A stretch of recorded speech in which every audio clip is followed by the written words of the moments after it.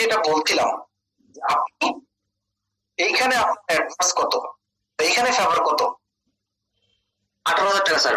18,300। এখানে অ্যাডভান্স কত? 17,000 টাকা স্যার। তাহলে এইটা দিয়েও কিন্তু আপনি টোটাল ভেরিয়েন্সটা বের করতে পারবেন। ঠিক আছে? জি স্যার। এইটা দিয়ে হ্যাঁ মিলে গেল দুইটা একসাথে।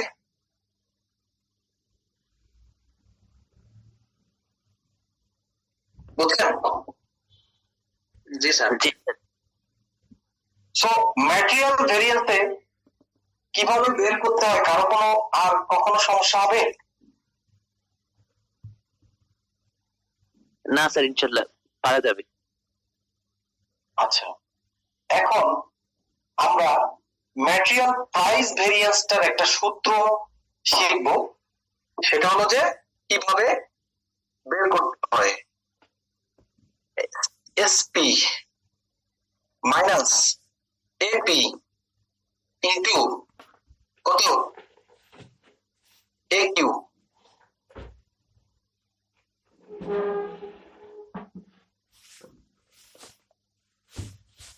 দেখে তো মিলে কিনা? মানে কি? জি স্যার। এসপি মানে কি? Standard price. তাহলে এখানে স্ট্যান্ডার্ড প্রাইস কত? 10 টাকা স্যার। আচ্ছা, এইখানে একটা ঝামেলা হয়ে গেল না? তাহলে কি এখন ইউনিটটা বের করতে হবে? জি স্যার। না, এইটা একটু ভেজাল সাইন, নরমালি সুবিধা। হ্যাঁ নরমালি ভালো। জি স্যার। আপনাকে তাহলে এখন আবার ইউনিট ধরে ধরে আগাইতে হবে। তাহলে আমরা এখানে জাস্ট একটা ইউনিট যদি বের করে দেই, পার ইউনিট কস্ট, আমরা 11,000 কেজি, আরে 98,000 টাকা খরচ হয়েছে 11,000 কেজিতে, তাহলে ইউনিট 8 টাকা 43 পয়সা। তাহলে এখানে যদি আমরা দিই প্রাইস হচ্ছে আমার 10 টাকা, তাহলে মাইনাস হচ্ছে আমার পার ইউনিট অ্যাকচুয়াল কস্ট হচ্ছে 8 টাকা, আর আমার অ্যাকচুয়াল খরচ হয়েছে 11,000 কেজি, তাহলে 18,379 কেজি। মিলে গেছে না? জি স্যার। তো এইখানে একটু ঝামেলা মনে হচ্ছে, এটা লাগবে কেন? অনেক সময় আপনাদেরকে ব্যাংকে আসতে হবে। দেখা গেল আপনাকে এটা কি, এটা হচ্ছে একটা ফর্মুলা। ফর্মুলার এই পাশে হচ্ছে ধরেন এইখানে আমি যদি ইয়ে করি, সেট করি, তাহলে 10, এটাকে কি বলে, 10 মাইনাস 8.43 ইন্টু অ্যাকচুয়াল কোয়ান্টিটি কত, 11,000। ঠিক আছে, এই হচ্ছে আপনার ফর্মুলা। এটা ইকুয়াল টু দেয়া আছে, এটার ইকুয়াল টু হচ্ছে কত, 18,000। এটার ইকুয়াল টু দেয়া আছে কত, 18,369। এখন একটা সিচুয়েশন তৈরি করলো যে আপনাকে এই দুইটা ইনফরমেশন দিয়ে দিল এবং এটাও দিয়ে দিল, টোটাল এটা কি প্রাইস ভেরিয়েন্স 18,369। তো 69 স্ট্যান্ডার্ড প্রাইস টাকা 10 and actual price টাকা 8.23. What is the actual quantity? Sir আমরা এখানে রেট ভেরিয়েন্স দিয়ে তাহলে কোয়ান্টিটি আসবে। এটা কোশ্চেন। এখন আপনার পরীক্ষা হলে মাথা ঘুরে যাবে, এটাকে যদি আপনি এই ফর্মুলা যদি আপনার না জানা থাকে। আপনি তো শিখছেন হচ্ছে নরমাল শুড হ্যাভ কস্ট বা ডিড কস্ট করে দিয়ে এখানে আসছেন, এখন এটা দিয়ে বের করেন তো কিভাবে বের করবেন? স্যার এখানে রেট ভেরিয়েন্স কে টোটাল প্রাইস ভেরিয়েন্স কে ভাগ দিতে হবে, তাহলে আমরা কোয়ান্টিটি সেল পাবো স্যার। আচ্ছা, আমি একটু মডিফাই করে দিই, আপনাদের এরকম আছে, প্রচুর ম্যাথ আছে আপনাদের এরকম। এইটাকে আমি 8টা করে দিই। এবার আপনারা আমাকে রেজাল্ট দেন, অ্যাকচুয়াল কোয়ান্টিটি কত।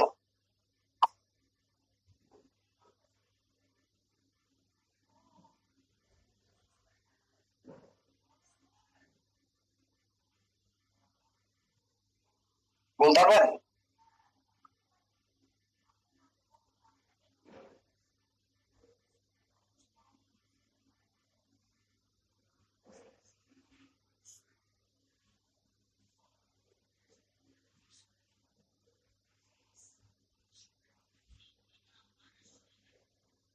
স্যার 11,700। স্যার এখানে চেঞ্জ আছে।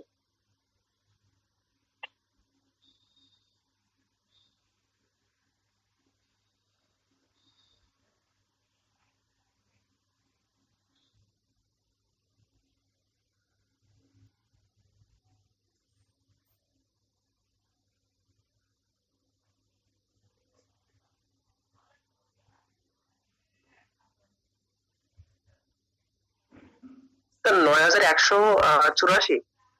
9,184.5 স্যার।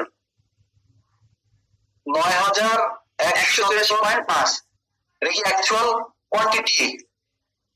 জি স্যার, অ্যাকচুয়াল কোয়ান্টিটি। জি স্যার, এটাই আসতেছে তো। 84। এত টাকা, এত কম? আমার তো মনে হয় আরো বেশি হওয়ার কথা। আপনারা উল্টা পাল্টা করছেন নাকি? না স্যার, ঠিক আছে, ওই 10 থেকে হচ্ছে 8 বাদ দিলে তো 2 থাকে। এবার দুইটা ওই সাইড এগুলো তো ভাগ হয়ে যাচ্ছে, তো এটাই আনসার আসছে। স্যার রেট ভেরিয়েন্স বাড়লে এটা কমে আসবে স্যার, রেট ভেরিয়েন্স কমলে আবার এটা বাড়বে। আগে কত ছিল? 8.43। জি স্যার। 10, আপনি যদি ধরেন 10 মাইনাস 8.43 দেন, তাহলে স্যার 1.57 আসবে স্যার, সেটা 2 হয়ে গেছে। 1.57। যেটাকে যদি আপনি ভাগ করেন হচ্ছে 18,000 দিয়ে, না? জি স্যার, 18,369। 18,000 ভাগ হচ্ছে এইটা, তাহলে কত? 11,700। জি স্যার। যদি 2 হয়ে যায় তাহলে 9,185। জি স্যার। জি sir. Yes sir.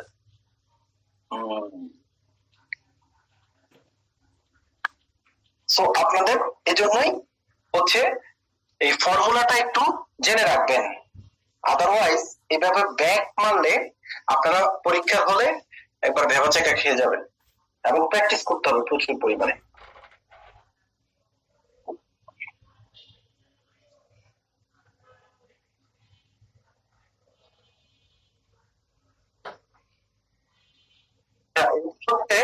Material price variance, শুধু আর ম্যাটেরিয়াল ভেরিয়েন্সটা দেখালাম, আপনারা লেবার ভেরিয়েন্সটাও দেখে নিন।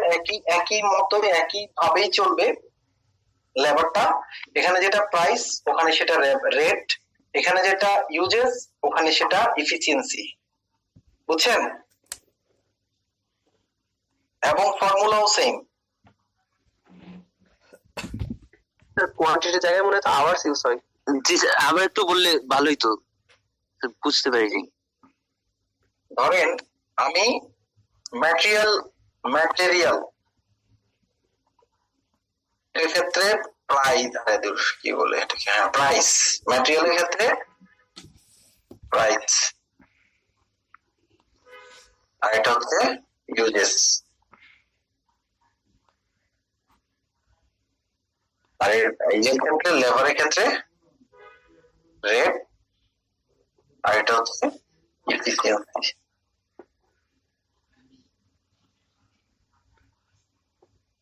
একই জিনিস, আপনি এখানে যে ফর্মুলায় এটা করবেন প্রাইসটা, এখানে রেটটা সেম ফর্মুলায় করবেন। জি স্যার, বুঝতে পারছি।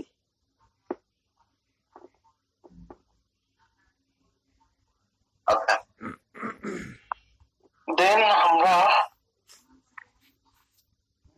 সেলস ভলিউমে যাচ্ছি। সেলস ভলিউম ভেরিয়েন্স, আরে সেলস ভেরিয়েন্সের দুইটা, একটা হচ্ছে প্রাইস। দেখবো না তাহলে কি বলছেন? ওভারহেড। ওভারহেড তো ওই একই টাইপের, ওভারহেড ভেরিয়েন্স, একটা ফিক্সড ওভারহেড, একটা হচ্ছে ভেরিয়েবল ওভারহেড ভেরিয়েন্স। ওভারহেড দুইটা,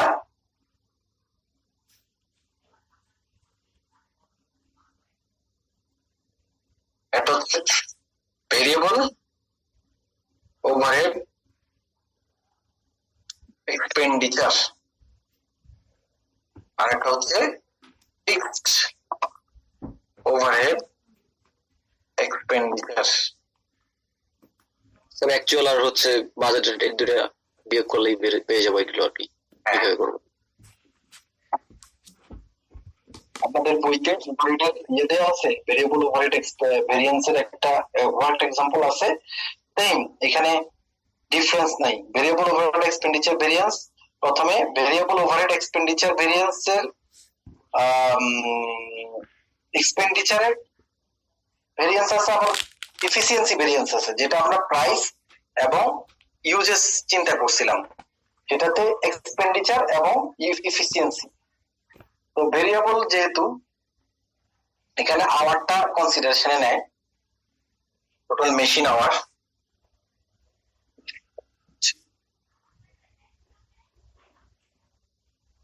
আচ্ছা, এটা করলে আমাদের টাইম পাবে তো? দেখি তো।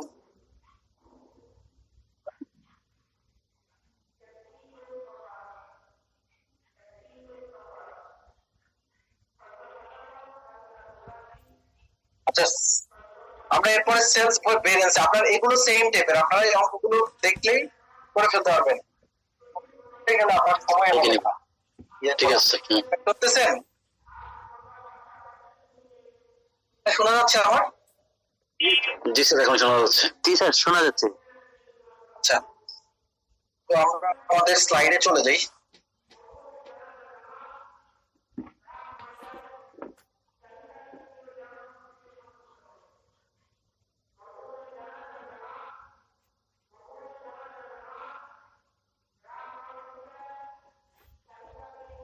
ভেরিয়েন্স আমরা আইডিয়া পেয়ে গেলাম, সূত্রগুলো সম্পর্কে একটা আইডিয়া চলে আসলো। এবার আপনার সেলস ভেরিয়েন্স, সেলস ভেরিয়েন্সের এখানে দুইটা ভেরিয়েন্স আছে, একটা হচ্ছে প্রাইস ভেরিয়েন্স আর একটা হচ্ছে কোয়ান্টিটি মানে ভলিউম ভেরিয়েন্স। এখানে সেলস ভেরিয়েন্সটা সম্পর্কে আমরা একটু দেখি। Sales variance, just as it is possible to set a predetermined standard for cost, so it is also possible to set predetermined standard for sales. The unit sales price and the sales volume, this enable variance to be calculated to monitor and control the actual sales price and the actual sales volume achieved. So sales price variance, sales volume variance. Sales price variance কি বলছে?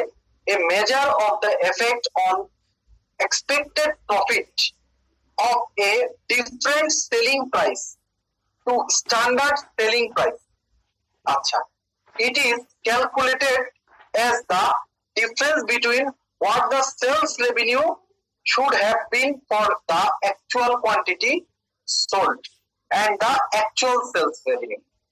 ওই আগের মতোই same আমরা যেটা রেটের মধ্যে করছি সেই ওয়েতে। আর সেলস ভলিউম ভেরিয়েন্সে কি বলছে? the difference between the actual units sold and the budgeted or planned quantity valued at the standard contribution per unit. এইখানে একটু ডিফারেন্স আছে, যেটা আপনাদের সবচেয়ে বেশি জানা জরুরি। কন্ট্রিবিউশন, এটা কি আপনারা জানেন কন্ট্রিবিউশন মানে কি? সাউন্ড অনেক বেশি।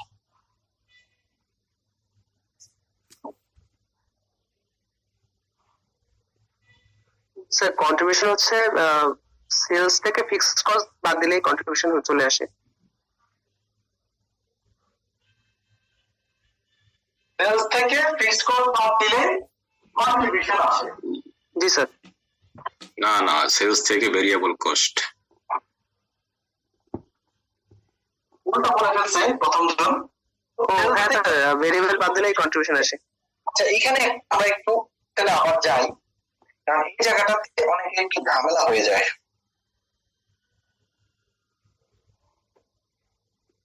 কন্ট্রিবিউশন এক্সেলটা দেখা যাচ্ছে? জি sir. Contribution equal to sales price minus কি ভেরিয়েবল কস্ট। Variable cost. তো এইখানে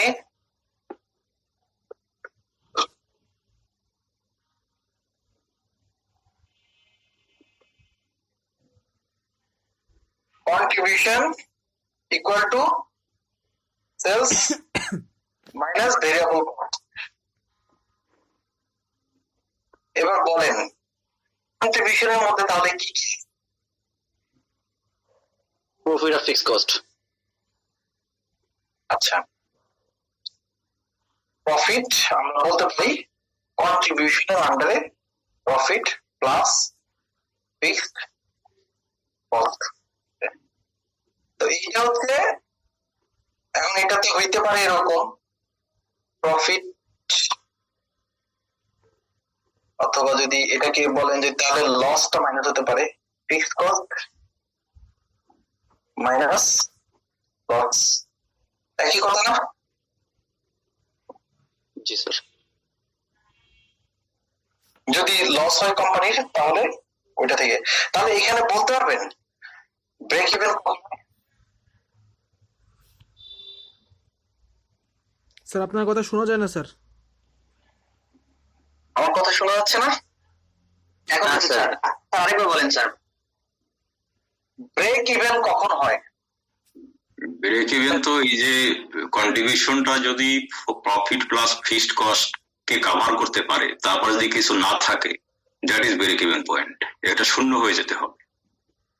ইয়েস, তাহলে ব্রেক ইভেন পয়েন্ট আমরা যদি বলি contribution equal to fixed cost, এটা কি সত্যি হবে? Is it true or false? জি স্যার। স্যার ট্রু, এইটাই তো স্যার। এটা কিন্তু আমি যদিও এটা আপনাদের next break even analysis next ক্লাসে হবে, কিভাবে হয় স্যার বুঝলাম না। একটু হিন্টস দিয়ে রাখলাম আর কি। এটা ট্রু, কারণ কোনো প্রফিট থাকতে পারবে না, শুধু খরচটা উঠে যাবে। আচ্ছা, কি কারণে হয় আমার মনে হয় আরেকটু একটু ডিটেলস বলি। ধরেন দুইটা কন্ট্রিবিউশন ইকুয়াল টু কি সেলস মাইনাস ভেরিয়েবল কস্ট, মানে কন্ট্রিবিউশনের মধ্যে প্রফিট প্লাস ফিক্সড কস্ট থাকে। বলছিলেন কি কারণে হয়? আপনার নাম কি? স্যার আমি বলছিলাম স্যার আজিজুল। আজিজুল ইসলাম। হ্যাঁ, আপনি এটা বুঝতেছেন contribution equal to fixed profit? G sir, ওইখানে বুঝতেছি। এটা বলতে। আচ্ছা, এবার যদি লস হয় কোম্পানি, তাহলে ফিক্সড কস্ট থেকে লস বাদ দিলে যেটা হবে সেটাও কন্ট্রিবিউশন ইকুয়াল টু হবে। ইয়েস। স্যার আজিজুল, জি স্যার, ঠিক আছে। তাহলে যদি লসও হলো না লাভও হলো না, তাহলে কি হবে বলেন তো? তাহলে বিইপি হবে আর কি, হ্যাঁ, ব্রেক ইভেন হবে তাহলে। ব্রেক ইভেন পয়েন্ট হলে contribution equal to fixed cost হয়ে গেল না? যেখানে লাভ লস নাই, ফিক্সড কস্ট কন্ট্রিবিউশন একই জিনিস। জি স্যার, ঠিক আছে। বুঝতে পারছেন? না আন্দাজি বলছেন, ঠিক আছে। না স্যার, বুঝতে পারছি।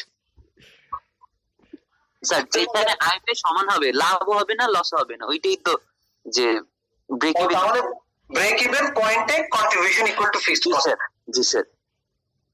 এইটা যদি আপনার মাথায় ঢুকে যায় একবার, তাহলে নেক্সট চ্যাপ্টারটা আপনাদের জন্য খুবই ইজি হবে। এবং আমি কন্ট্রিবিউশন যেহেতু আমাকে শেখানো লাগতেছে, এজন্য আমি ওইটা সহ একসাথে জানাই দিলাম আর কি। হ্যাঁ, এবার আসেন সেলস এর মধ্যে একটা এক্সেপশন আছে, সেল ভলিউম ভেরিয়েন্সে। এখানে বলছে যে আপনার, আবার একটু পড়েন, এই যে সেলস ভলিউম ভেরিয়েন্সে পেজ নাম্বার 326 বলে দিছে the difference between the actual unit sold. ধরে নিলাম 100টা ইউনিট অ্যাকচুয়ালি সেল করছে এন্ড বাজেটেড ইউনিট ধরি 90টা বাজেট ছিল, তাহলে এক্সেস সেল হয়েছে কয়টা? 10টা। এই 10 কি দিয়ে গুণ করবেন? স্যার কন্ট্রিবিউশন দিয়ে স্যার। এটা কোন কন্ট্রিবিউশন? ভ্যালুড একটা স্ট্যান্ডার্ড কন্ট্রিবিউশন। কন্ট্রিবিউশন তো আমার দুইটা, একটা তো অ্যাকচুয়াল কন্ট্রিবিউশন আছে না, তাহলে এখানে আমাকে স্ট্যান্ডার্ড কন্ট্রিবিউশন দিয়ে গুণ করতে হবে। ধরে নি স্ট্যান্ডার্ড কন্ট্রিবিউশন 10 টাকা, মানে এই 10টা ইউনিট বেশি সেল করার জন্য 100 টাকা আমাদের বাড়ছে, কন্ট্রিবিউশন বেড়ে গেছে অর্গানাইজেশনে। এটা অর্গানাইজেশনের জন্য ফেভারেবল না? হ্যাঁ জি স্যার। এখন যদি ব্রেক ইভেনে থাকে তাহলে কি এখানে কোনো ফেভারেবিলিটি আছে? না স্যার। আচ্ছা, স্ট্যান্ডার্ড কন্ট্রিবিউশন, তাহলে তো আমাদের একটা কোশ্চেন চলে আসে না যে স্ট্যান্ডার্ড কন্ট্রিবিউশন যেটা ধরছেন, যে এটা হিসাব করছেন কিভাবে? আপনার সেলস ধরেন 90টা হওয়ার কথা ছিল, সেখানে সেলস হইছে 100টা, তারপরেও আপনার স্ট্যান্ডার্ড কন্ট্রিবিউশন মানে তারপরেও আপনার কন্ট্রিবিউশন নাই। আচ্ছা, স্ট্যান্ডার্ড কন্ট্রিবিউশন তো আপনার থাকবেই, এখানে তো আর হওয়ার কথা না। না ঠিক আছে, ফেভারেবল আসবে, ওটা অ্যাকচুয়াল ভ্যালু হইতো। এত ডিপে যাওয়ার দরকার নাই, পরে হারাই ফেলবেন। ঠিক আছে, তাহলে আমরা এখন বোঝা গেল যে আমরা প্রাইস ভেরিয়েন্সটা কিভাবে হয়। সেলস প্রাইস থেকে স্ট্যান্ডার্ড সেলস প্রাইস থেকে অ্যাকচুয়াল সেলস প্রাইস বাদ দিলে ওটার সাথে যদি কোয়ান্টিটি গুণ করেন তাহলে সেলস প্রাইস ভেরিয়েন্সটা চলে আসে।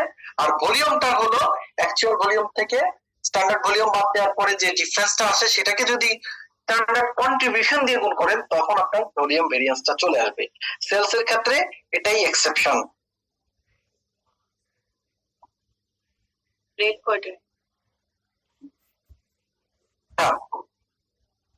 সেলস এর ক্ষেত্রে আমরা এই এক্সেপশনটা জানার পরে আমাদের অপারেটিং স্টেটমেন্ট, এটা আমরা একটা করব। অপারেটিং স্টেটমেন্ট করার আগে what does it means, operating statement কি? আচ্ছা, আপনারা কিন্তু বাই দিস টাইম ম্যাটেরিয়াল মানে কস্টের কি কি বলেন তো কেউ একজন, কি কি ধরনের ভেরিয়েন্স থাকতে পারে কস্টে?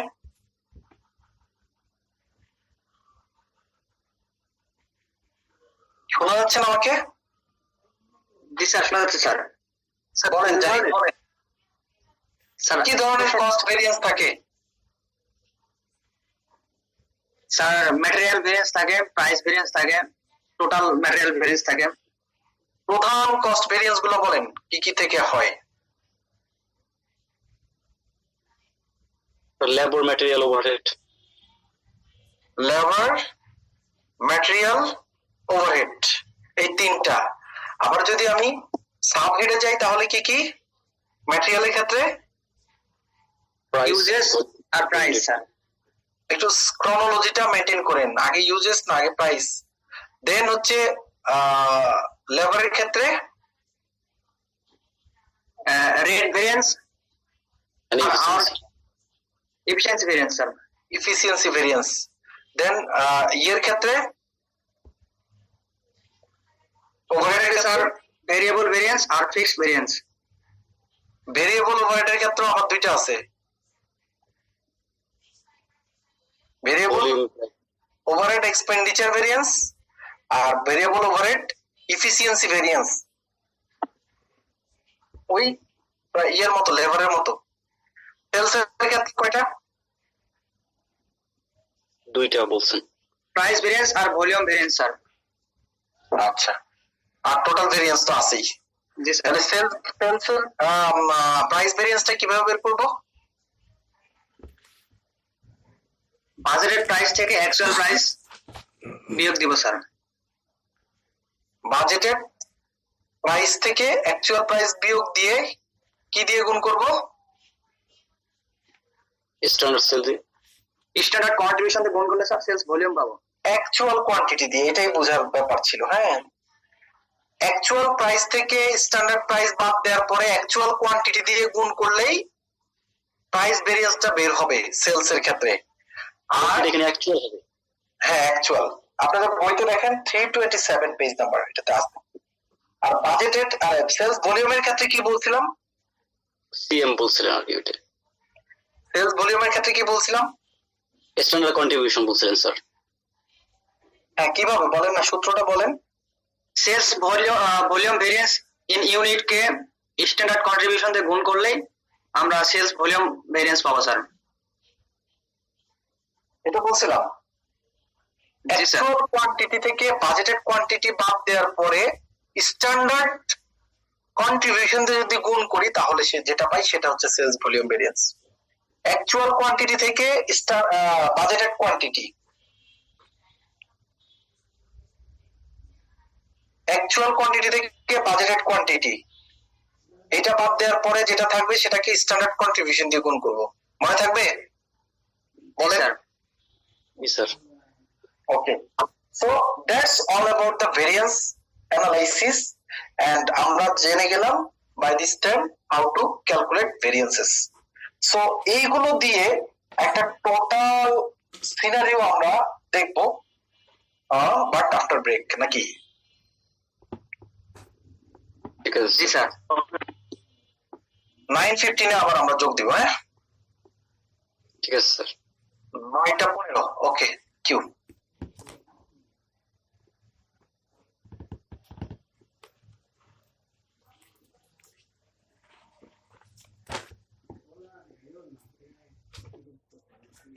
একটু হ্যান্ড আউটটা একটু শেয়ার দিলে একটু ভালো হয়। এটা আসলে শেয়ার দিয়ে আপনার কোনো কাজে আসবে না, বই থেকেই না। আর এইগুলো হচ্ছে যে এই যে ইয়ে থেকে নেই, আপনি নিজেও পাবেন। এটা বই থেকে জাস্ট একটা কোশ্চেন উঠায় দেয়া, দিব লাগলে, কারণ এটা এতটা ইফেক্টিভ কিছু না।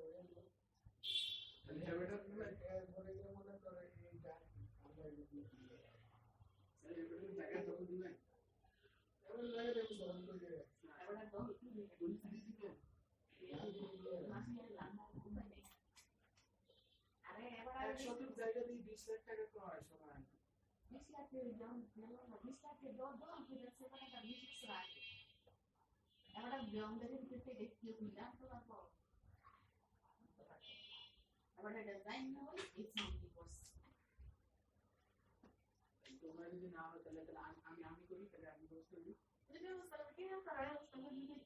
ব্যবস্থা করি। কেউ মনে করো যে আজকালকার কিছু তো মানে না দেওয়া না আর্মি সেই মাইকা আমেরিকা সব ইয়া করে গেছে খুবই খারাপ করে গেছে। যদি এরকম হয় তাহলে আমি ব্যবস্থা করি, সব কি ব্যবস্থা করি আমি আমারই ব্যবস্থা করছি।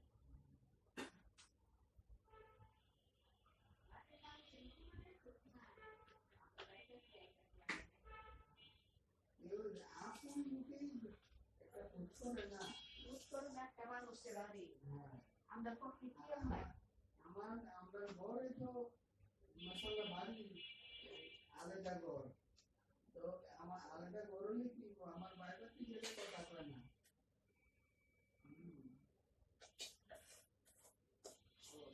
মানে কোন শিক্ষা আল্লাহ যে সবার জন্য সমস্ত পরিস্থিতি সৃষ্টি করে রাখছে, বুঝছেন?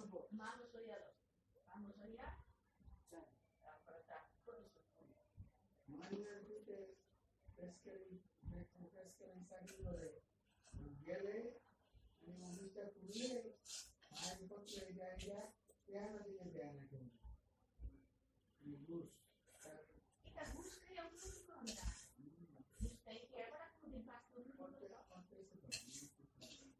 শাস্তি পাপের ফল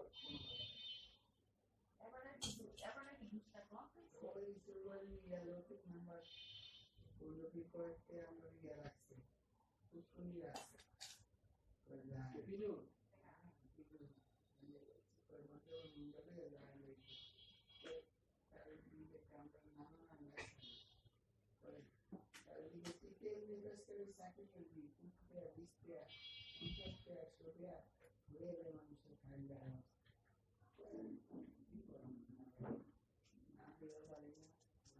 আছেন?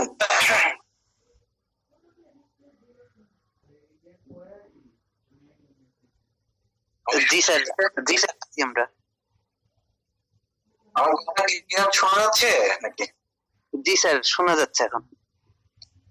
আচ্ছা, যদি ইয়ে হয় ব্রেক হয় তাহলে বইটা না আবার চেঞ্জ করবো। Okay sir. ইয়ে চলছে। আচ্ছা, অপারেটিং স্টেটমেন্টটা একটা ইন্টারেক্টিভ কোশ্চেন আছে।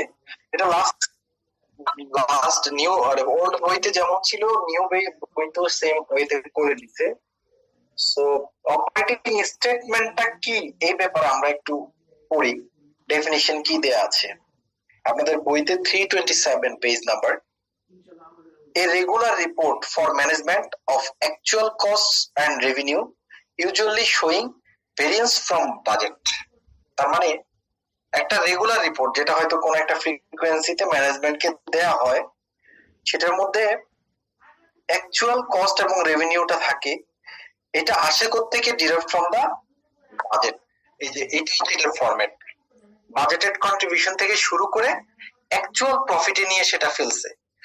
এখন এখানে কোনটা ফেভারেবল কোনটা অ্যাডভার্স এভাবে দিয়ে ম্যানেজমেন্টের সুবিধার্থে অনেক ইনফরমেশন আমরা দিয়ে দিছি। আদারওয়াইজ আমরা কিন্তু অ্যাকচুয়াল প্রফিটটা ডাইরেক্ট বলে দিলেও পারতাম। কিন্তু দেখেন আমি যদি বলি এখানে সেলস, এই যে সেলস প্রথমে আমরা বাজেটেড কন্ট্রিবিউশন ধরছি না, দেন হচ্ছে সেলস ভলিউম ভেরিয়েন্স আছে কিনা। সেলস ভলিউম ভেরিয়েন্স যদি থাকে তাহলে এটার সাথে যোগ বিয়োগ হইতে পারে, সেলস প্রাইস ভেরিয়েন্স যদি থাকে তাহলে এটার সাথে যোগ বিয়োগ হবে। Then sales less standard variable cost of sales আমরা পেয়ে যাব এখানে। দেন হচ্ছে ভেরিয়েবল কস্ট ভেরিয়েন্স, এই যে আমরা এতগুলা যেগুলো শিখলাম এতক্ষণ, material variance, material price variance, uses variance, এটা কি ফেভারেজ ছিল নাকি অ্যাডভার্স ছিল, এগুলো সম্পর্কে idea. Labour rate, labour efficiency, variable overhead expenditure, variable overhead efficiency, এগুলো ফেভার না অ্যাডভার্স সব দেওয়ার পরে আমাদের এটাকে অ্যাডজাস্ট করে কন্ট্রিবিউশনটা আমি পাবো। যোগ বিয়োগ করার পরে। দেন হচ্ছে বাজেটেড ফিক্সড ওভারহেড ভেরিয়েন্স, এটা দিলে ফিক্সড ওভারহেড এক্সপেন্ডিচারটা দেওয়ার পরে এই দুইটার অ্যাডজাস্টমেন্টের পরে আমি যে ইয়েটা পাবো, অ্যাকচুয়াল ফিক্সড ওভারহেডটা এখানে পাবো। পাওয়ার পরে এটা অ্যাডজাস্ট করলে আমরা ফাইনালি আমাদের অ্যাকচুয়াল প্রফিটটা পাবো। ঠিক আছে, এখন আমাদের যে কোশ্চেন আছে এটা বেসিক্যালি হচ্ছে ইনফরমেশন দেয়া আছে, ইনফরমেশনের উপর বেস করে আমরা ওই ভেরিয়েন্স গুলো অ্যানালাইসিস করব, করে এটাতে ট্রান্সফার করব। আমি যেটা করব এটা হচ্ছে, আমরা তো অঙ্কগুলো করছি, আমরা অঙ্কটা দেখে যাব। এটা করে টাইমের ব্যাপার তো অনেক বড় অঙ্ক, দেখেন এরপরে আমরা ইন্টারপ্রিটেশনে চলে যাব, দেন এটা হবে better. So NN company manufactures a single product, the SK. আপনারা শুনতেছেন সবাই?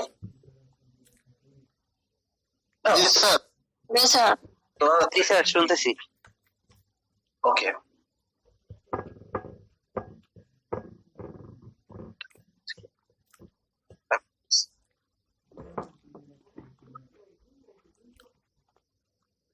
স্যার এখন শুনতেছি না স্যার। স্যার আপনার কথা শোনা যায় না। আমি কথা বলি নাই বাই দিস টাইম, ওয়েটিং এ ছিলাম এটা। Sorry sir. NN company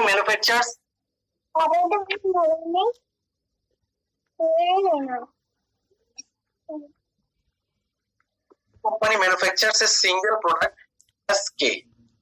The standard variable cost for this item is as follows. Standard variable cost কি আছে? ম্যাটেরিয়াল 2টা অ্যাক্টিভিটি 8 কিউ কি কেনা হচ্ছে তার 8 কেজি at 40 মানে স্ট্যান্ডার্ড কস্ট ধরা হচ্ছে পি টাকা 20 পয়সা। এই প্রোডাক্টটা তৈরি করতে কি প্রোডাক্ট আর কিউ 4 কেজি লাগে। টোটাল স্ট্যান্ডার্ড ম্যাটেরিয়াল কস্ট হচ্ছে বেসিক্যালি টাকা না।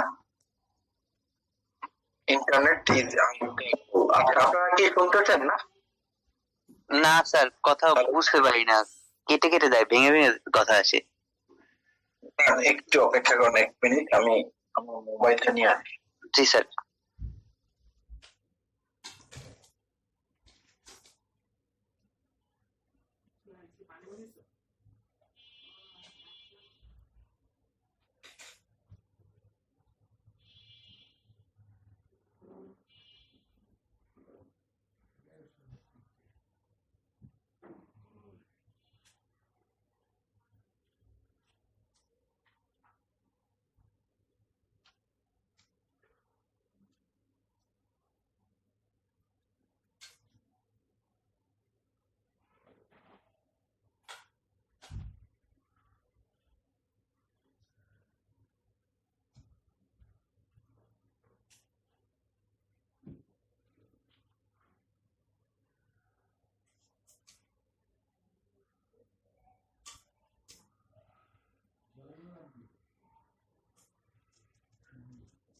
দেখা যাক এবার শোনা যায় কিনা, বোঝা যায় কিনা। আমাকে শুনতে পাচ্ছেন তো না? হ্যাঁ, হ্যালো।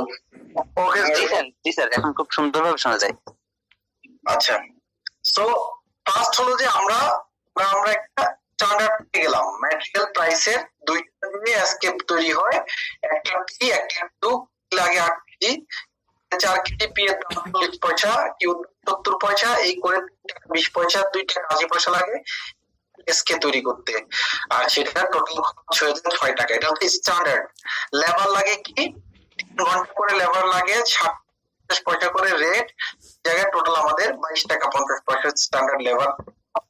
ভেরিয়েবল ওভারহেড আছে লেবার আওয়ার, এটা কোয়ান্টিটিটা লেবারের সাথে কানেক্টেড, 50 পয়সা লাগে লেবার আওয়ার পর। এখানে টোটাল আমাদের স্ট্যান্ডার্ড কস্ট বেসিক্যালি 30 টাকা পার ইউনিট অফ এ। এবার budgeted fixed overhead expenditure is 1300 টাকা। এখানে বাজেটের যা, এটা অ্যাকচুয়ালের সাথে জাস্ট ডিফারেন্সটা বের করে দিব। Standard sales price per unit 40 টাকা। আমরা ওই যে যেটা সেলস প্রাইস নির্ধারণ করতে হয় budgeted production and sales for the period 7 or 30,000, তাহলে এখানে আমরা দুইটা জিনিস পেয়ে গেলাম। 1000 ইউনিট আমরা সেল করতে হবে 40 টাকা করে, 12 1,20,000 টাকা, তাই না? এটা হচ্ছে আমাদের standard budget. Sales and production basically 3000 এর জায়গায় 2800 হয়েছে, তার মানে আমার 200 ইউনিট লেস কম হয়েছে সেলস। সেলস রেভিনিউ আসার কথা ছিল কত? 40 টাকা করে, 1,20,000 আসছে 1,13,120 টাকা। এখানে একটা ডিফারেন্স আছে। তো ঠিক আছে, material purchased and used, material purchase করতেন 20,000 কেজি টি, আর খরচ হচ্ছে 7,040 টাকা, 19,000 কেজি। বেসিক্যালি এই 2800 ইউনিট তৈরি করতে লাগার কথা ছিল, কয়টা লাগছে কত, এগুলো একটু ডিফারেন্স আমাদের বের করতে হবে। আর কি করতে হবে, সেম আলাদা আলাদা করে করতে হবে। লেবার 8,000 আওয়ার লাগছে, এখানে আমাদের লেবার লাগতে হচ্ছে 3টা করে, 6 3 8 24, 8,300 লাগছে, 8,300 লাগছে। মানে এখানে লেবারের একটা এফিসিয়েন্সি আছে, এটা এফিসিয়েন্সি ভেরিয়েন্স আসবে। আর প্রাইসে কোনো কিছু রেটে কিছু থাকলে থাকতে পারে, দেখবো। ভেরিয়েবল ওভারহেড,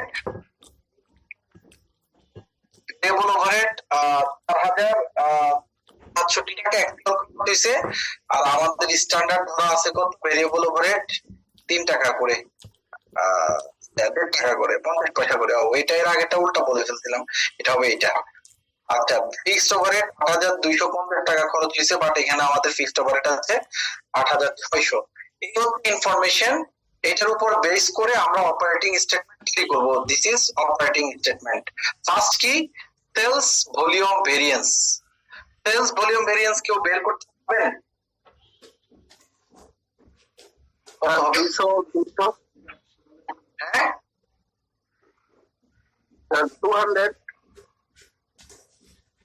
স্যার 200 ভেরিয়েন্স 200 গুণন 10, কিভাবে বের করলেন বলেন?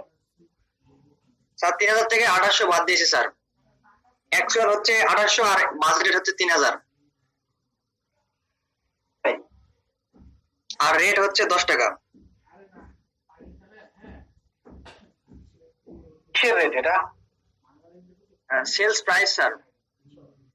এখানে আমরা একটা কথা কিন্তু প্রথমেই বলছিলাম আপনাকে, এই জন্যই এটা ভালো করে বলছিলাম। আমাদের প্রাইস কত? এটা কন্ট্রিবিউশন বের করা লাগবে। 40, ইজ ইট? প্রথমে কিন্তু আপনারা মিস্টেক করে ফেললেন না, এর পরে লাভ হলো কি?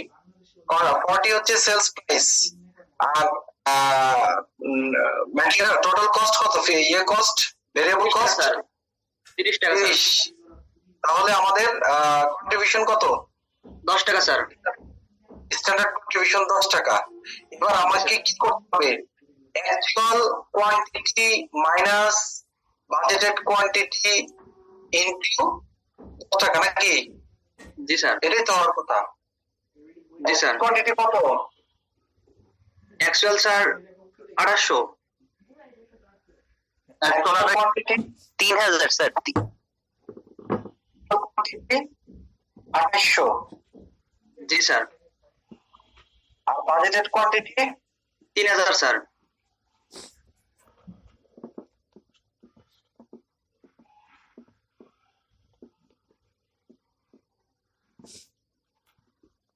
কোনটা দিল না, এটা কি ফাংশন চেঞ্জ করছে নাকি? 800 3,000, তাই তো? আচ্ছা, এখানে ভলিউম তো ঠিকই আছে, সেলস ভলিউম ভেরিয়েন্স, বাজেটের সেলস ভলিউম এখানে 5,100 দেয়া, অ্যাকচুয়াল সেলস ভলিউম 4,850। এরা কোত্থেকে ইনফরমেশন জানি নিয়ে নিছে? বইতে, নতুন বইতে একটা ভুল আছে, তাই না? নতুন বইতে আপনারা দেখছেন? এই যে স্যার ঠিক নতুন আছে, বইতে দেখতেছি স্যার। নতুন বইতে ভুল আছে না? আপনি ওয়ার্কিংস এ যান, সেলস ভলিউম ভেরিয়েন্স এ যান। জি স্যার।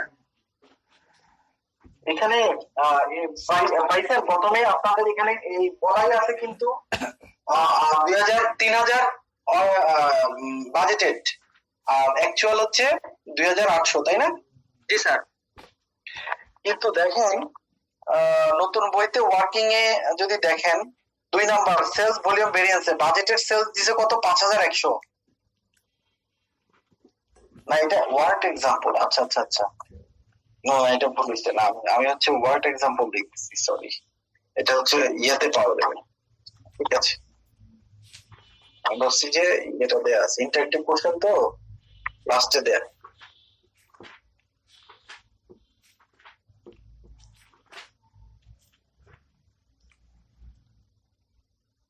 পেজ নাম্বার হচ্ছে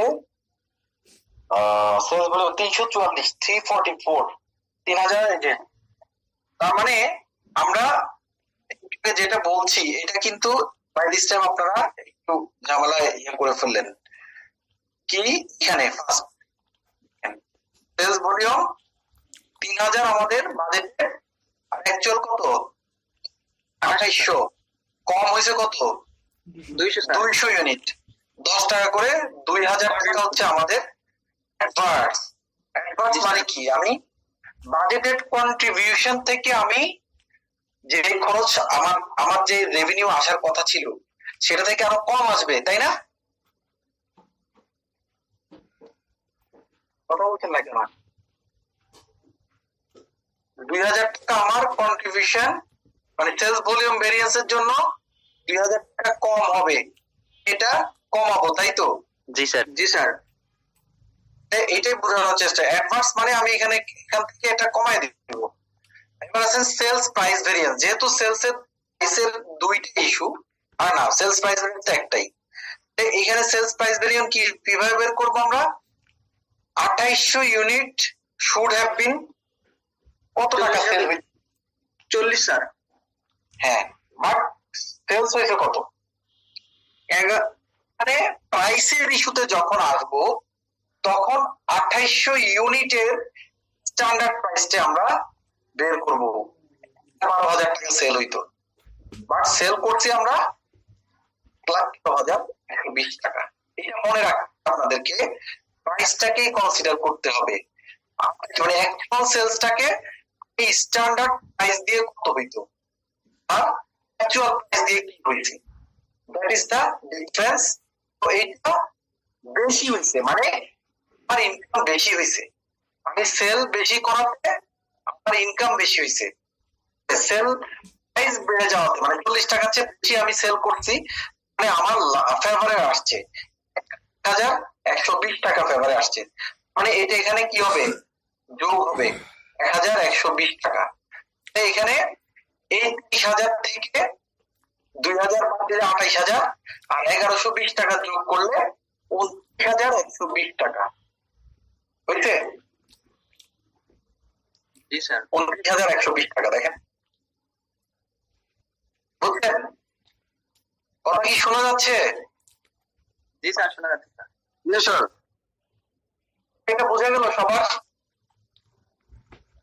জি স্যার। জি স্যার। বাজেটেড কন্ট্রিবিউশন থেকে আমি actual sales plus standard variable কস্টে কিভাবে আসলাম, এটা হচ্ছে এখন আছে variable cost variance. Variable cost ভেরিয়েন্সে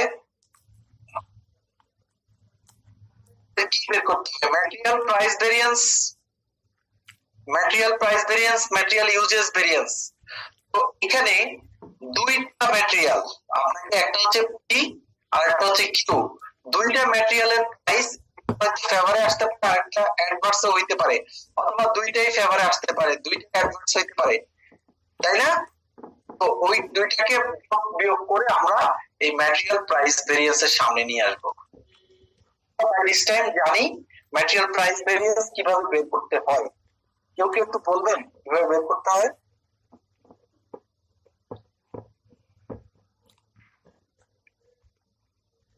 sir actual price থেকে বাজেট প্রাইস বাদ দেব স্যার। অ্যাকচুয়াল প্রাইস থেকে বাজেট প্রাইস বাদ দেব। প্রাইস বাদ দিব না। জি স্যার। মানে তাহলে আপনার এখন এটা কিভাবে কম্পেয়ার করবেন? শুড হ্যাভ কস্ট, যেই কোয়ান্টিটিটা আপনি প্রিপেয়ার করছেন, প্রডিউস করছেন, সেই কোয়ান্টিটির স্ট্যান্ডার্ড প্রাইস কত হইতো, তাই না? জি স্যার। আর খরচ অ্যাকচুয়ালি কত হয়েছে, এই দুইটার ডিফারেন্সটাই তো আপনার প্রাইস ভেরিয়েন্স, তাই না?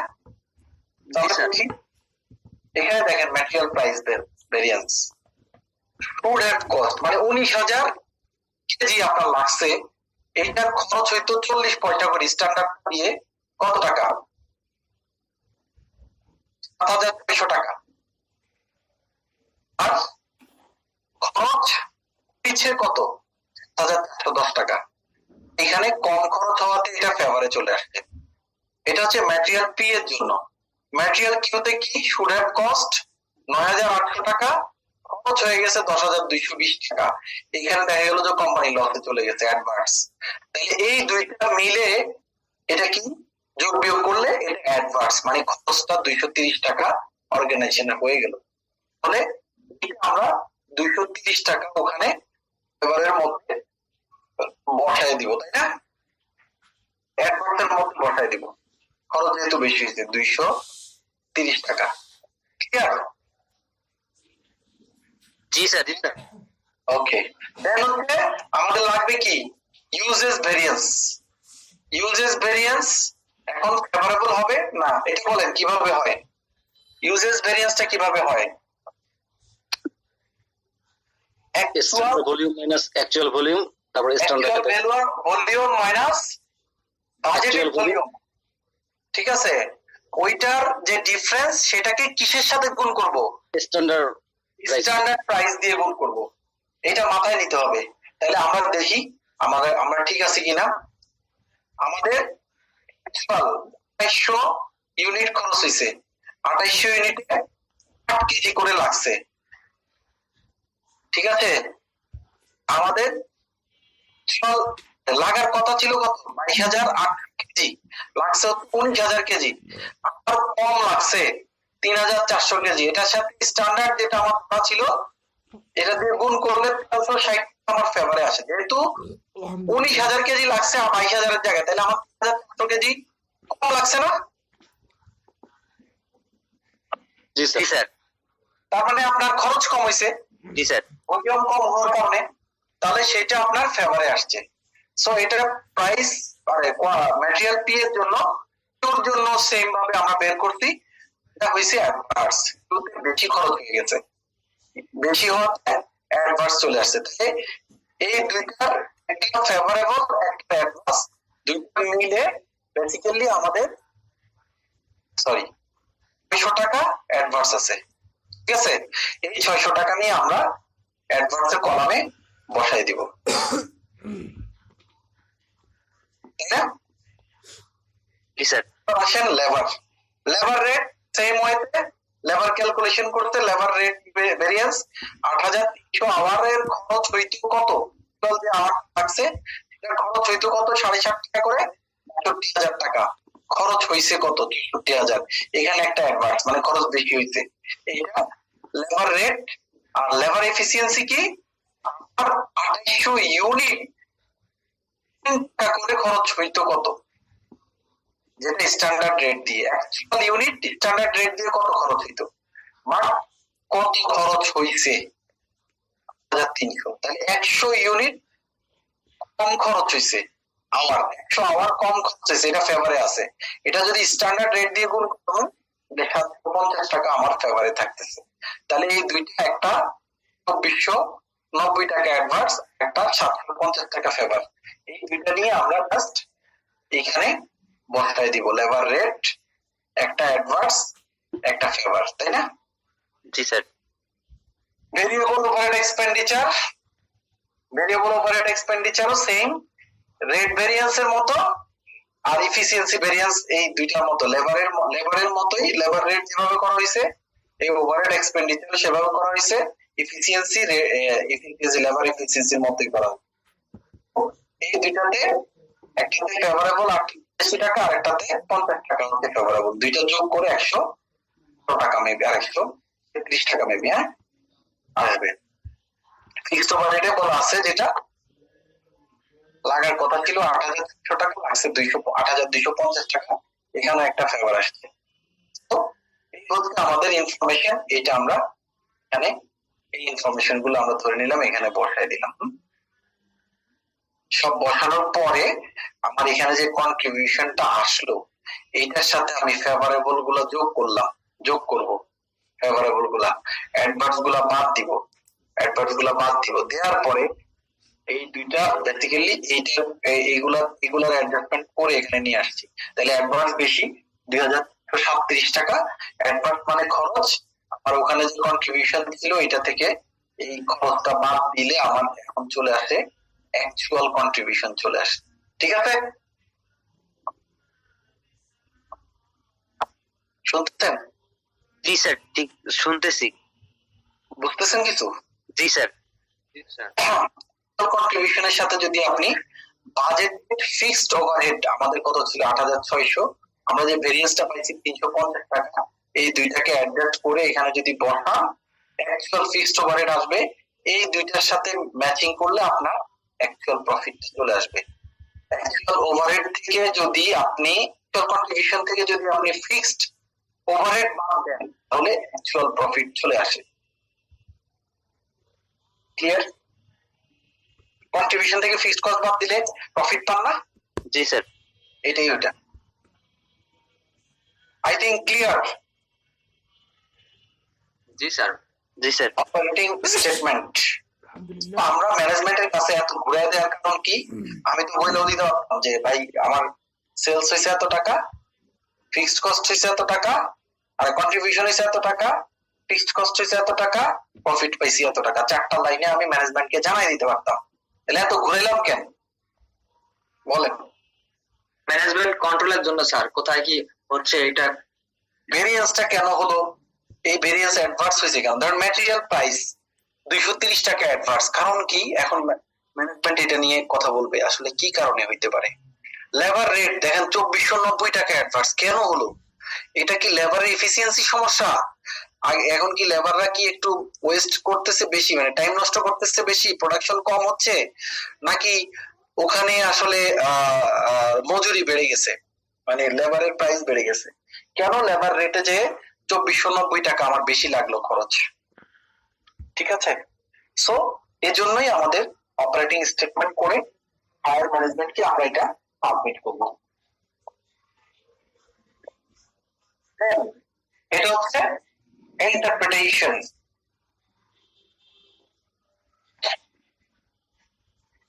আমরা যে ভেরিয়েন্স বলতেছি, এটা ফেভারেবল কেন হয়, অ্যাডভার্স কেন হয়, এটার কারণ। আচ্ছা বলেন, ম্যাটেরিয়াল প্রাইস ফেভারে কেন আসলো, কি কারণ থাকতে পারে? স্যার ওইখানে যেই টাকাটা লাগার কথা ছিল ওই টাকাটা লাগে না, কম লাগছে, এই জন্য ফেভারে আসছে।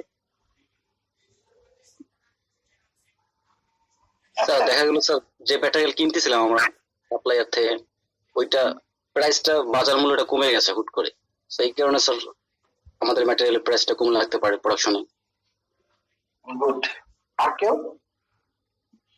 স্যার যখন স্ট্যান্ডার্ড সেট করে তখনও সে যদি ওভার প্রাইস সেট করে তার স্কিলের কারণে, দক্ষতা কম থাকার কারণে, সেক্ষেত্রেও তো এটা হতে পারে স্যার। গুড, এইটা একটা দারুণ ইনফরমেশন আসছে। আর যদি অ্যাডভার্স হয় তার মানে হচ্ছে এই তিনটা কথা যেগুলো বলছেন এটা উল্টাটা হইতে পারে, তাই না? জি স্যার। জি স্যার। ওকে, দেন হচ্ছে ম্যাটেরিয়াল ইউজেস ভেরিয়েন্স কেন আসতে পারে বলেন?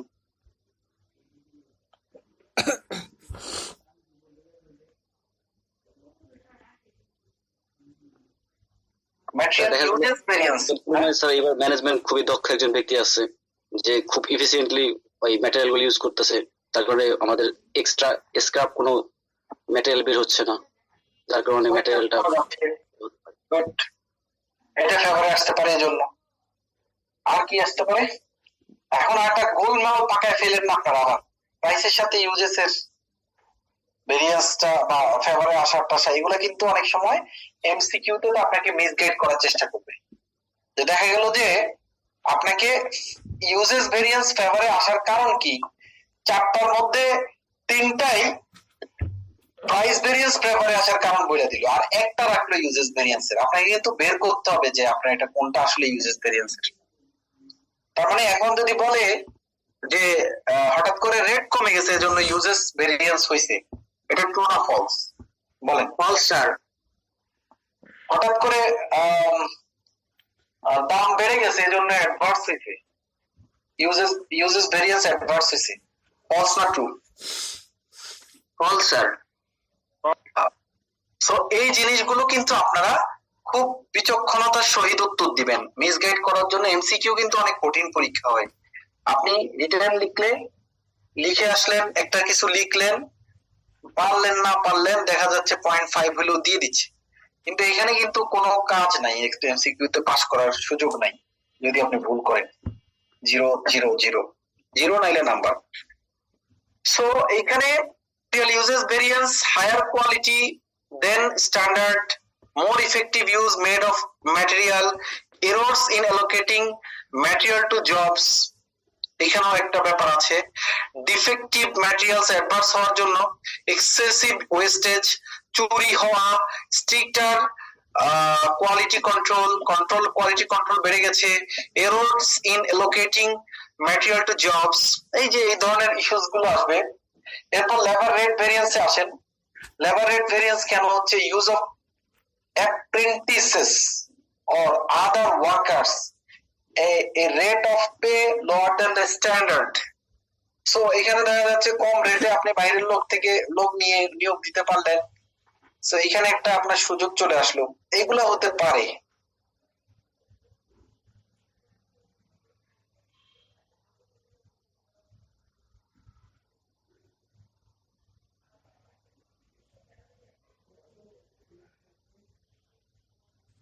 ওকে, দেন এরপরটা কি? labor efficiency, এরপরটা কি?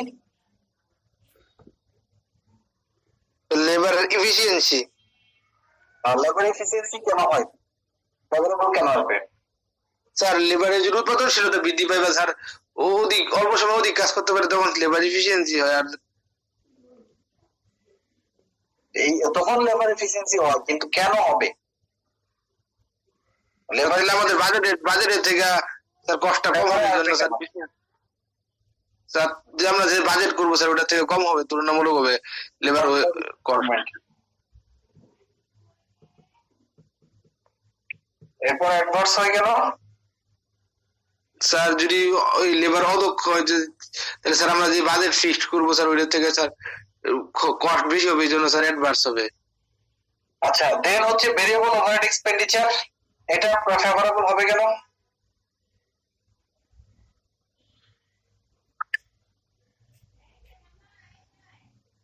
বলেন। স্যার এটা স্যার লেবারের উপর ভিত্তি করে হয় স্যার, অথবা অন্য কোনো কিছুর উপর ভিত্তি করে তো স্যার এটা হইতে পারে স্যার।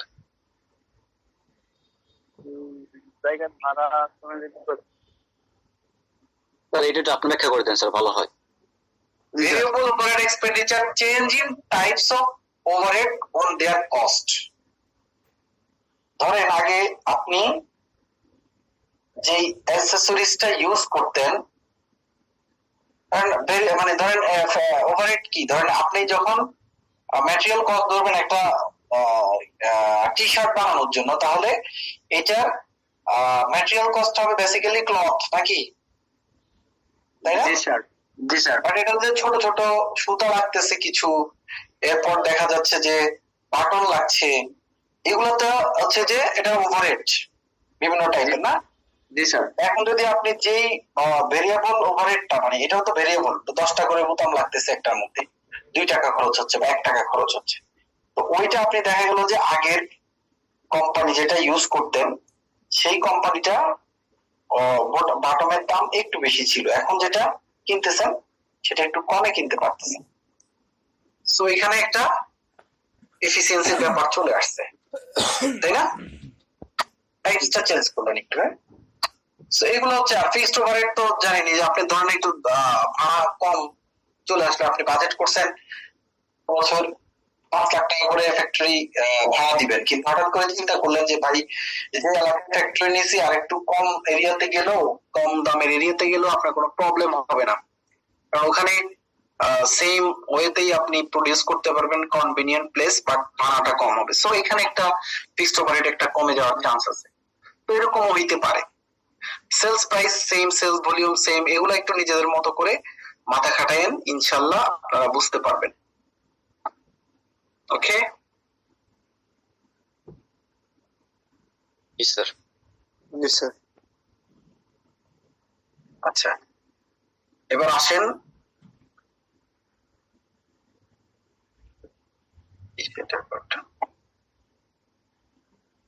আপনাদের ওই যে যেটা নতুন topic data bias in variance, data bias কি বলেন?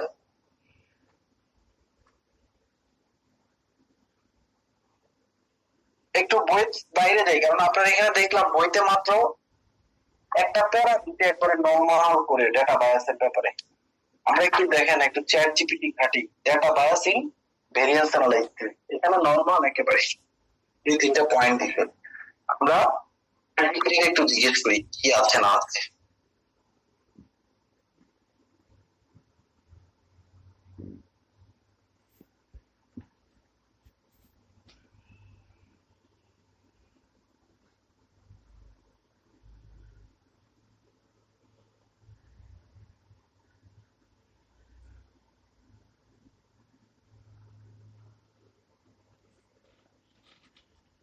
আপনারা কি স্ক্রিন দেখেন? No sir.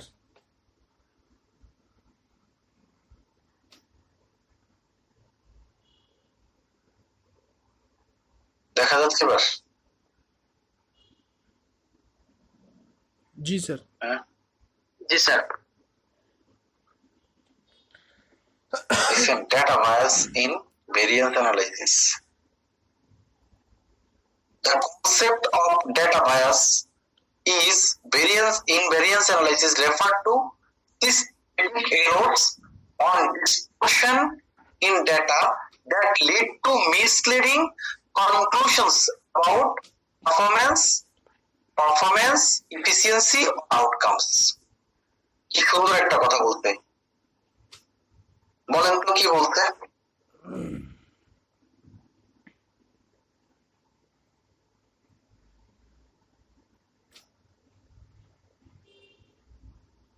এটা বলছে sir performance, efficiency and outcomes sir bias করে নেওয়া স্যার। এটা একটা সিস্টেমেটিক এরর। জি স্যার। স্যার এটা ইন্টেনশনালি করা হয় না স্যার। ইনটেনশনালি হইতে পারে, প্রবলেম কি, বাট সিস্টেমেটিক এরর যে কোনো লেভেল থেকে আসতে পারে। এটা কি করে, ডিস্টরশন ইন ডেটা, যে ডেটাটা দিচ্ছে সেটার মধ্যে একটু প্রবলেম ক্রিয়েট করে দিচ্ছে, ডেটা ডিস্টরশন বলে। That lead to misleading conclusions about performance, efficiency or outcome. আপনি এই যে আউটকামটা পাবেন সেটা মিসলিড করবে ইনফরমেশনটাকে পারফরমেন্সের ব্যাপারে, এফিসিয়েন্সির ব্যাপারে। ধরেন আপনি এই ইনফরমেশনের উপর বেস করে কাউকে প্রমোশন দিয়ে দিলেন, পরে দেখতে পেলেন যে ডেটা যেটা দিয়ে আপনি অ্যানালাইসিস করছেন সেই ডেটার মধ্যে ডিস্টরশন আছে, সো এটা আপনাকে মিসলিড করবে।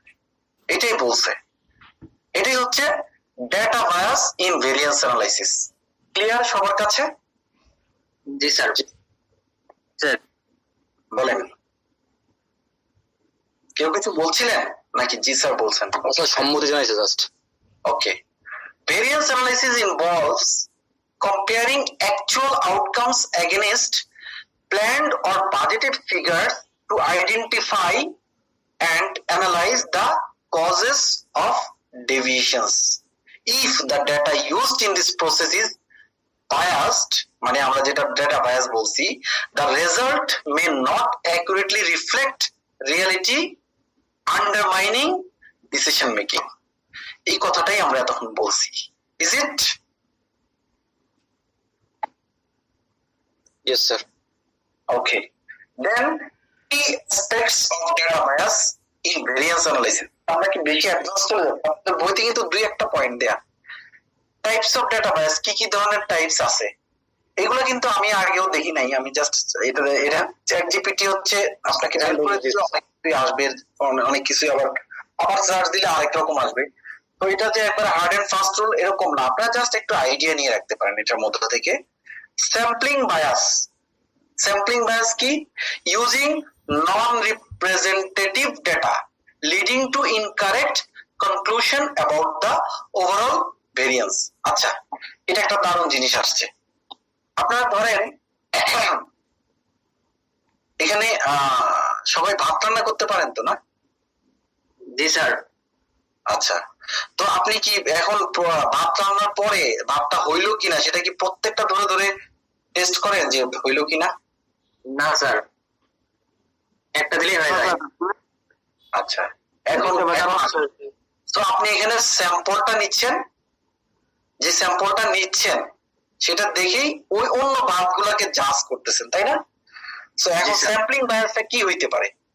ধরেন আপনি যে ঢাকনাটা ভাতের ওই যে পাতিলের উপরে বা এটাকে কি বলে হাঁড়ির উপরে যে ঢাকনাটা ইউজ করলেন, কিছুক্ষণ সময় পাতিলের উপরে রাখলেন, কিছুক্ষণ সময় আবার নামায় রাখলেন। ওই যে যখন ভাতের পানিটা উপরে উঠে তখন আপনি এটাকে নামায় রাখলেন যেন এটা পানিটা না পড়ে যায়, মানে ওইটার উপরে ফ্লো না করে। তো এই ক্ষেত্রে ওই ঢাকনাটার মধ্যে কিছু ভাত লেগে আছে ধরেন, আর ওই ভাতটা দেখা গেল যে ওই সমান তালে যে পাতিলের ভিতরে যে ভাতটা ওইটার সাথে এক তালে সে সিদ্ধ হইতে পারে নাই। এখন আপনি ওখান থেকে যদি ওই ঢাকনা থেকে যদি একটা ভাত নিয়ে টেস্ট করে পুরো পাতিলের বর্ণনা দেন যে হ্যাঁ এটা হয় নাই বা এটা হইছে, এটা কি মানে এটা কি রিয়েলিটির সাথে যাবে? না স্যার, এটা নন রিপ্রেজেন্টেটিভ হবে স্যার। তো that means this is the sampling bias, যে আপনি যে স্যাম্পলটা নিছেন সেই স্যাম্পলটার মধ্যে ডিস্টরশন আছে, ওই স্যাম্পলটা নেওয়াটা ঠিক হয় নাই। সো আমি একটা বুঝাই দিলাম, আর পরবর্তী গুলো যদি আমি বুঝতে পারি তাহলে বুঝাবো, নাইলে বুঝাবো না, এটা আপনারা বুঝে নেবেন। মেজারমেন্ট বায়াস কি হইতে পারে? Errors in data collection or recording. আচ্ছা, such as inaccurate inventory counts or incorrect sales measures, মানে আপনি একটা জিনিস এস্টিমেট করতেছেন, মেজার করতেছেন, আপনি ইনভেন্টরিতে হিসাব করে আসলেন 5000 পিস র মেটেরিয়ালস আছে, বাট অ্যাকচুয়ালি আসলে 3000 পিস আছে। এখন যেই লোকটা মেজার করলো সে করলো কি, ফাঁকি দেওয়ার জন্য ফ্রন্ট সাইডের একটা র কাউন্ট করে টোটাল রটা দিয়ে গুণ করে দিল। সে সবগুলো করলো না, সে ওই হিসাব করে একটা মেজার করে 5000 পিস বলে দিল। সো এখানে একটা এরর দাঁড়াইলো। এই ডেটাটা কি তাহলে আপনাকে মিসলিড করতে পারে, তাই না? জি স্যার। সো এই ধরনের কিছু বায়াস আছে আপনাদের, টাইপস অফ ডেটা বায়াস, এগুলো আসতে পারে, হতে পারে। এটা কিন্তু এটাই যে অ্যাকুরেট না, থিওরি মানে হচ্ছে সমুদ্র, আপনি যা ইচ্ছা তা বানাইতে পারবেন। তো আপনি মেইনটা যদি বুঝেন তাহলে আপনি সব কিছুই। এখন কোথা থেকে বায়াসটা আসতে পারে? Source of bias, human error. ওই যে বললাম একটু আগে যে ভাই পাঠাইছেন করতে, সে দেখা গেল যে একটা র কাউন্ট করে বাকিগুলো মাল্টিপল করে দিছে, ওইটা চলে আসছে। সিস্টেমেটিক বায়াস, আচ্ছা এটা একটু বুঝি কি লাগছে, আমি নিজেও জানি না। Flaws in data systems or process, flaws in data systems or process such as inaccurate or incorrect formulas in spreadsheet. দেখছেন, আপনি দেখা গেল যে এত পরিমাণ ডেটা, আপনি ডেটা সমুদ্রে হাবুডুবু খাচ্ছেন।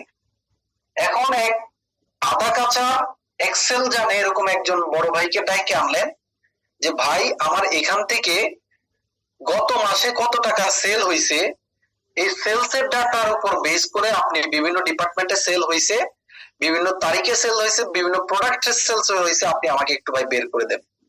উনি করলো কি, যে ফর্মুলা অবলম্বন করলো, সেই ফর্মুলার মধ্যে দেখা গেল যে একটা ডিপার্টমেন্টের সেলস উনি আনতে পারে নাই, বা উনি এটা যে ফর্মুলাটা দিছে সেটার মধ্যে ওই ডিপার্টমেন্টের সেলসটা আসে নাই। So this is systematic error. এখন বলতে পারেন যে ভাই স্যার আপনি তো এখানে বলছেন সিস্টেমেটিক এরর, বাট এটা তো হইছে হিউম্যান দ্বারা। হ্যাঁ, দুইটা হইছে, আপনার এক্সেল তো আর নিজে নিজে চলবে না, ওটা হিউম্যান দিয়েই হবে। তাইলে এটা হিউম্যান এররও সিস্টেমেটিক এররও, দুইটাই হইতে পারে। স্যার আপনি ডাটা আনতে ভুলবেন না, বাট এখানে ম্যাথমেটিক্যাল টার্মে ভুল থাকার জন্য স্যার আপনি যেটা ডাটা ইনপুট করতেছেন, তখন ওই ডিপার্টমেন্টের ডাটা আনছেন বাট ইনপুট করলেন, তো ম্যাথে কোনো জায়গায় যোগ বিয়োগে ভুল ছিল, আপনি যে ম্যাথটা বসাইছেন উপরে ফর্মুলা, এটা ওই সিস্টেমেটিক। ভুলের কারণে যে এররটা হইতেছে ওইটা সিস্টেমেটিক হবে স্যার। Intentional manipulation. দেখা গেল যে মিস্টার আজিজ সাহেবের আজিজুল ইসলাম না 19A1S034 এভাবে ইয়ে থাকে না, এটা কি মিন করে? সরি স্যার, এটা আসলে স্যার আমার মেইন অ্যাকাউন্ট না, যেটা আমার আইসিবি তে দেওয়া স্যার, অন্য একটা অ্যাকাউন্টে জয়েন করেছে, তো এই জন্য স্যার। এটা মানে আমার এইটা department account। আপনি 19AIS034 অ্যাকাউন্টিং ইনফরমেশন সিস্টেম নাকি? জি স্যার, জি স্যার, এটা কি মানে কোন ইউনিভার্সিটির ট্যাগ নাকি? জি স্যার, এটা আমাদের মানে আমি বঙ্গবন্ধু শেখ মুজিবুর রহমান বিজ্ঞান ও প্রযুক্তি বিশ্ববিদ্যালয় আছি স্যার, এটা আসলে আমাদের ক্লাস আইডি ওইটার। আইডি। এখন মিস্টার আজিজুল ইসলাম সাহেব উনি প্রোডাকশন ডিপার্টমেন্টে কাজ করে। সো ওনার কাছে ফাইন্যান্স ডিপার্টমেন্ট থেকে ডেটা চাওয়া হলো, আজিজ সাহেব আপনি গত বছরের ইনফরমেশন দেন। আমরা এই ইনফরমেশনটা নিচ্ছি কেন? আগামী বছরের বাজেট নির্ধারণ করতে। এখন আজিজ সাহেবকে বললো যে আপনার ডিপার্টমেন্টে কতগুলো সাবান তৈরি হয়েছে লাস্ট ইয়ার। আজিজ সাহেব চিন্তা করলো আমি যদি এখন বেশি দেই তাহলে আমাকে আগামী বছর আরো বেশি টার্গেট দেওয়া হবে, স্ট্যান্ডার্ড আমার আরো বাড়ায় দেওয়া হবে। অথবা আজিজ সাহেবকে বললো যে আপনি ঘন্টায় কতগুলো সাবান তৈরি করতে পারেন আপনার ডিপার্টমেন্টে। তো তখন আজিজ সাহেব চিন্তা করলো যে আমি যদি একটু কমায় দিতে পারি তাহলে আমার স্ট্যান্ডার্ডটা কম হবে, নেক্সট ইয়ার আমি বাড়ায় দিব, মানে অ্যাকচুয়াল পারফরমেন্সটা আমার বেশি হবে, তাইলে আমি একটা প্রমোশন পেয়ে যেতে পারি। So this is intentional manipulation.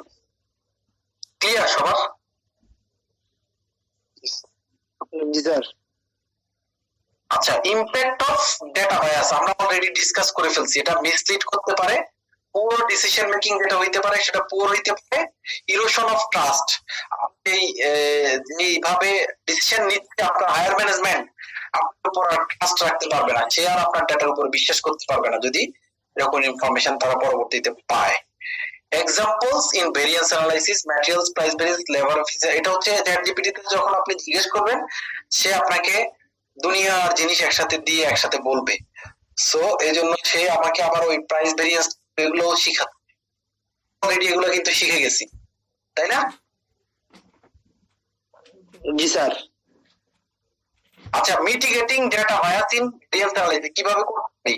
Ensure data accuracy, improve data sampling. Data sampling কি ওই যে আমি ওই যে ভিতরের পাতিল থেকে একটা ভাব নিবো, ঠিক আছে, একটা দুইটা ভাব নিবো। এনশিওর ডেটা অ্যাকুরেসি যাকে দিয়ে করবো সেকেন্ড টাইম ভ্যালিডেট করে নিব। স্ট্যান্ডার্ডাইজ প্রসেস, একটা ফর্মুলা তৈরি করবো যাতে কেউ ডেটা ম্যানিপুলেট না করতে পারে, একটা দিয়ে আরেকটা থার্ড পার্টি দিয়ে ভেরিফাই করে নিব, যে ইন্ডিপেন্ডেন্ট ভেরিফিকেশন হইতে পারে। যে একটা অডিট ফার্ম নিয়োগ দিয়ে দিলাম, আজিজুল সাহেব ডেটাটা দিচ্ছে, ওই থার্ড পার্টি ইন্ডিপেন্ডেন্ট ওইটা এসে ভেরিফাই করে আমাকে জানাবে, তখন এটা দুইটার উপর ম্যাচ করে আমি ডিসিশন নিব। রেগুলার ট্রেনিং দিব, যে ভাই আপনি যদি একবার ট্রান্সপারেন্সি শিখাবো, রেগুলার ট্রেনিং দিব। আপনি ট্রেনিং এর মধ্যে বলে দিব যে ভাই আপনি যদি উল্টা পাল্টা ডেটা দেন আপনার লিখে ফেলবো। আর কিভাবে ডেটা ক্যালকুলেট করতে হয় ওই যে এক্সেলের যে ট্রেনিংটা যাকে দিয়ে দেয়ালাম সেই লোকটাকে আমি ভালো করে ট্রেনিং দিব যেন সে ওই ফর্মুলা ভুল না করে ভবিষ্যতে। তো this is mitigating process of data bias in variance analysis. আমরা কিন্তু আমাদের নতুন বইতে যে টপিকসটা আসছে অনেক বেশি কভার করে ফেলছি, যেটা আসলে কিছু নাই, বা টপিকসটা যেহেতু দিতে আমাদের জন্য ভালো হয়েছে। এটা আমাদের একটু এবার নতুন বইতে আসছে, তো আশা করি এখান থেকে যেহেতু নতুন বই, নতুন ইয়ে চলেও আসতে পারে, চলেও আসতে পারে যে ডেটা বায়াসের কিছু বলো, কিন্তু এক্সাম্পল ওরা বলে দিল, এটা ডেটা বায়াসের এক্সাম্পল কিনা আপনাকে বলতে হবে। তো ওই জায়গাতে আপনারা যদি ক্লিয়ার হয়ে যান আজকে, আর না, সবাই আনসার গুলো করতে পারবেন, কারণ সার্টিফিকেট লেভেল, আপনাদের কি সার্টিফিকেট লেভেল বলে? হ্যাঁ, আমাদের সময় ছিল নলেজ লেভেল। এই সার্টিফিকেট লেভেল অনেক ইজি থাকে, সবাই পাস করে যেতে পারবেন ইনশাআল্লাহ। আপনি কি সবাই মেডিকেল শিপ না? জি স্যার। আপনি বলছেন না স্যার স্যার, আমরা পারবে না স্যার, আমরা প্রি আর্টিকেল। সবাই তো বিভিন্ন ইউনিভার্সিটি না? জি স্যার। আচ্ছা স্যার, আমরা যদি এই অবস্থায় ফার্মে জয়েন হই, তাইলে কি আর ওই যে আইসিএবি তে যে রেজিস্ট্রেশন করতে হয় এরকম তো কিছু করা লাগবে না? এটা তো আমরা আগেই করে ফেলছি নাকি? রেজিস্ট্রেশন তো প্রি আর্টিকেলশিপ হয়ে গেছে। এখন আপনাদের যেটা হবে মনে হয়, যেটা ফার্মে জয়েন করার পরে আপনাকে আবার 1 মাসের জন্য আইসিবি তে একটা ট্রেনিং করানো হবে, এরপরে এসে আপনি ফার্মে আবার রেগুলার কাজ করবেন। যদিও এটা আপনারাই ভালো জানার, যদিও আমি তার ফার্মের আন্ডারে যে এসসিএ থাকবে, তার আন্ডারে আর কি কাজ করবে, ওইখানে সে তার আন্ডারে আবার রেজিস্ট্রেশন করতে হয়, ফার্ম থেকে আবার রেজিস্ট্রেশন দিবে, মানে ফার্ম থেকে একটা আইডি কার্ড দিবে, তো ওই জন্য আপনি কার আন্ডারে করছেন কি করছেন সেজন্য ওই সময় আবার একটা রেজিস্ট্রেশন করতে হবে। আচ্ছা, বুঝছি। যদিও আমি নিউলি একটা ফার্মে পার্টনার হিসেবে জয়েন করছি, আমি আসলে এই প্রসেসটার সাথে এখনো ইউজ টু না।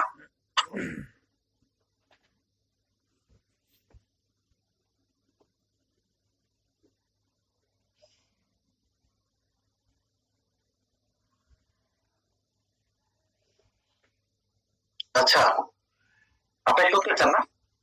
জি স্যার। Any question? না স্যার, সব ডাউট মোটামুটি ক্লিয়ার করে দিয়েছেন। মানে এটা হচ্ছে কি, যদি কোনো কোশ্চেন না থাকে, দুইটা প্রবলেম, মানে একটা প্রবলেম আর একটা সলিউশন সলভ আর কি। এটা হলো যে কেউ কিছু না জানলে কোনো কোশ্চেন করে না, না পারলে, আর কেউ সব পারলে কোশ্চেন করে না। তো এইখানে আপনাদের বইতে সামারি দেওয়া আছে, এতক্ষণ যেগুলো পড়ানো হয়েছে সবগুলোই একটা সামারাইজ পেজে, 1 পেজের মধ্যে করা আছে। এই জিনিসগুলো আপনারা একটু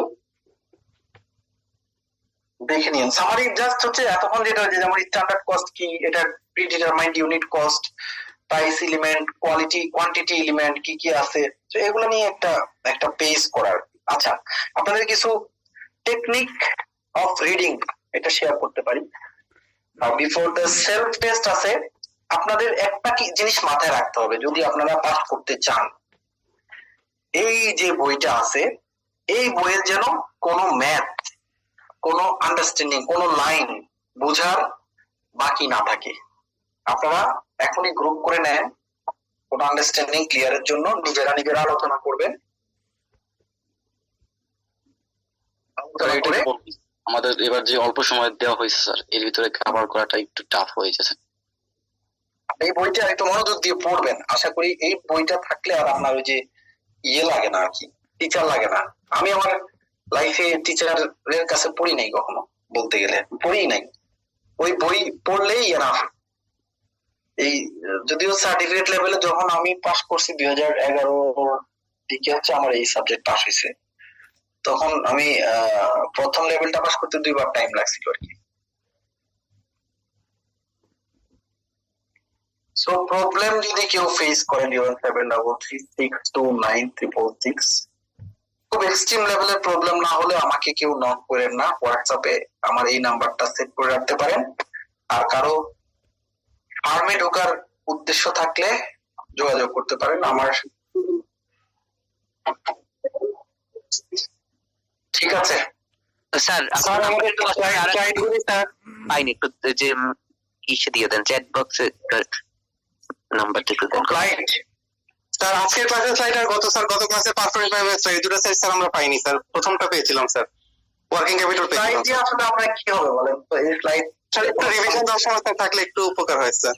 এই যে এটার মধ্যে কিছু আছে, যে আমি যখন এটা পড়াচ্ছি তখন আপনার মনে হচ্ছে যে অনেক কিছু আছে, কিন্তু আমি কিন্তু ডেপথে চলে গেছি যে এটা দিয়ে আপনি কি বুঝবেন, তারপর আমি দিয়ে দিব। প্রবলেম হয়ে গেছে এই স্লাইড গুলো যেটা আমি আরো আপডেটেড স্লাইড ছিল ওগুলো অফিসের ল্যাপটপে রাখা, তো এইটা আমি আবার গুগল ড্রাইভ থেকে নামানো, তো তা আমাকে কেউ একটু সানডে ইয়েতে মেসেজ দিন তো একটু। স্যার আপনার কষ্ট করে আপনার নাম্বারটা একটু চ্যাট বক্সে দিলে ভালো হয়। বক্সে তো এটা কার কাছে যাচ্ছে, মনিরুজ্জামান নামে একজনের কাছে চলে যাচ্ছে। মিটিং গ্রুপ চ্যাট আছে এখানে দিন 01733629666। কল দেওয়ার দরকার নেই, জাস্ট হোয়াটসঅ্যাপে মেসেজ দিয়ে দিন। হ্যাঁ, আমি একটু ওই সানডেতে 12টার দিকে। জি স্যার, নাম্বারটা আরেকবার বলেন, আমি উঠিয়ে ফেলি। দেখেন ইয়েতে দেওয়া হয়েছে তো। জি sir, thank you sir. Okay, thank you sir. আল্লাহ হাফেজ, ভালো থাকেন তাহলে সবাই।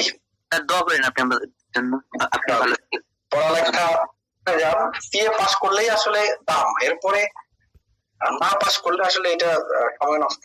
আপনারা কি করছেন আই ডোন্ট নো, ট্রাই করতে হবে অ্যাটলিস্ট একটা দুইটা লেভেল হলেও যেন পাস করা যায়। স্যার ইনশাআল্লাহ দোয়া করেন সবগুলো পাস করতে যেন পারি ইনশাআল্লাহ। স্যার। আসসালামু আলাইকুম স্যার, আমরা কি আপনার আর ক্লাস পাবো? আমাদের তো শেষ ক্লাস 5 তারিখে। আর তাহলে তো আমার আর দুইটা ক্লাস বাকি আছে, আপনার তো শেষ হলো না। জি স্যার, অন্যান্য সাবজেক্টের একই অবস্থা স্যার। সবই এই অবস্থা স্যার, কোনোটাই শেষ হয়নি আমাদের এখনো। আচ্ছা, এই সাবজেক্টে স্যার 3টা হতে বাকি আছে স্যার। এই মাকসুদের ক্লাস শেষ হয়েছে? মানে আমার যে কোর টিচার আছে একটা অধ্যায় আছে স্যার। আচ্ছা, ওগুলোর আন্ডারস্ট্যান্ডিং কেমন হয়েছে আপনাদের? ভালো হয়েছে?